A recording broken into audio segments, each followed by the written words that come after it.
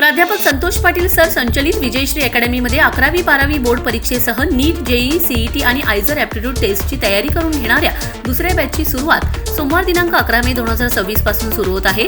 प्रशस्त कॅम्पस, अभ्यासपूरक वातावरण, digital classroom, प्रत्येक विषयासाठी बोर्ड व नीट, जेईईसाठी स्वतंत्र शिक्षक, शंका समाधानासाठी स्वतंत्र तासिका, DPP, unit test, grand test आणि मॉक टेस्ट मधून परिपूर्ण सराव, 8वी, 9वी आणि 10वी साठी स्वतंत्र फाउंडेशन बॅचेस। आपल्या पल्ल्याच्या उज्ज्वल भविष्यासाठी विजयश्री अकॅडमीस एक वेळ अवश्य भेट देण्याचे आवाहन प्राध्यापक संतोष पाटील, संचालक विजयश्री अकॅडमी विटा यांनी केले।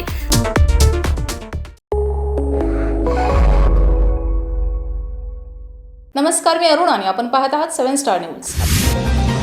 महाराष्ट्र शासनाने पुण्यश्लोक अहिल्यादेवी होळकर जयंती शासकीय स्तरावर साजरी करण्याबरोबरच महिलांच्या कर्तृत्वाचा गौरव करण्यासाठी पुण्यश्लोक अहिल्यादेवी होळकर महिला सन्मान पुरस्कार देण्याची तरतूद केली आहे। मात्र कडेगाव तालुक्यातील काही ग्रामपंचायतीमध्ये जयंती साजरी करण्यात आली नसल्याचे समोर येत असून अनेक ठिकाणी महिला सन्मान पुरस्काराचेही मागमूस नसल्याने आश्चर्य व्यक्त केले जाते।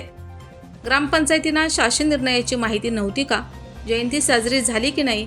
पुरस्कार वितरण झाले की नाही याचा आढावा घेण्याची जबाबदारी असलेल्या पंचायत समिती प्रशासनाने याकडे दुर्लक्ष का केलं, असा प्रश्न आता उपस्थित होऊ लागलेत। लोकमाता अहिल्यादेवी होळकर यांचे कार्य महिला सक्षमीकरण, न्यायनिष्ठा आणि लोककल्याणासाठी आदर्श मानलं जातं। अशा महान व्यक्तिमत्वाच्या जयंतीबाबत काही ग्रामपंचायतींनी दाखवलेली उदासीनता संतापजनक असल्याची भावना नागरिकातून व्यक्त होत आहे। विशेष म्हणजे शासनाच्या आदेशानुसार महिलांचा सन्मान ग्रामपंचायतीच्या कामकाजावर निर्णय ठेवण्या पंचायत समिती प्रशासनाची भूमिका ही संशयाच्या भोवऱ्यात सापडली आहे। जयंती आणि पुरस्काराबाबत ग्रामपंचायतींना मार्गदर्शन करण्यात आलं होतं का? त्याचा पाठपुरावा झाला होता का? की सर्व काही कागदोपत्रीच पूर्ण झाल्याचं दाखवण्यात आलं? याबाबत पंचायत समितीने स्पष्टीकरण देण्याची गरज व्यक्त होत आहे। दरम्यान या ग्रामपंचायतींनी अहिल्यादेवी होळकर जयंती साजरी केली नाही किंवा महिला सन्मान पुरस्काराचं वितरण केलं नाही, त्यांची चौकशी करून संबंधितावर जबाबदारी निश्चित करावी अशी मागणी विविध सामाजिक संघटनांतून पुढे येत आहे। शासनाच्या आदेशाकडे दुर्लक्ष करणाऱ्यावर कारवाई होणार का, याकडे आता तालुक्याचं लक्ष लागलंय। Bureau report, 7 star news.